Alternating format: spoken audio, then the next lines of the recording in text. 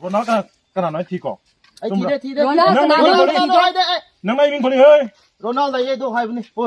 นั่งในโรนัลโด Money yes I'm Bruno yes what do you want how did you break our signboard เฮ้ยวิ่งเข้ามาเข้ามาออกนอกแล้วเฮ้ยวันนี้ชาติเลยเฮ้ย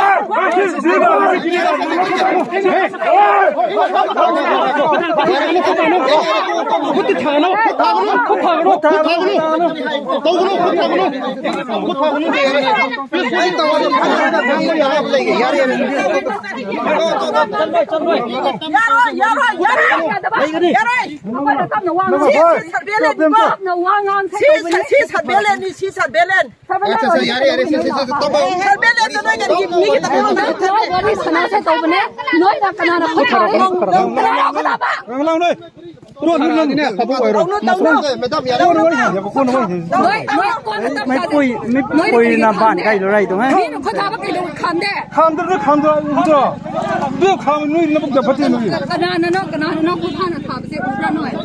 เรื่องเอาหลังหนึ่งจะทำวินเนสสวยก็คำสวยนี่เลยก็นี่จ้าซาเด้เขาจะพูดอะไรก็ขนาดคุณท่านถามรับเลยขนาดคุณท่านถามรับเลยไอ้วางอมุงตรงนี้น่ะบ้านเท่าไรไม่ทุกคนขนาดคุณท่านถามรับค่อยเลยจะรีก่อนเลยบ้านเท่าไรไม่ทุกคนที่ฝ่ายทุก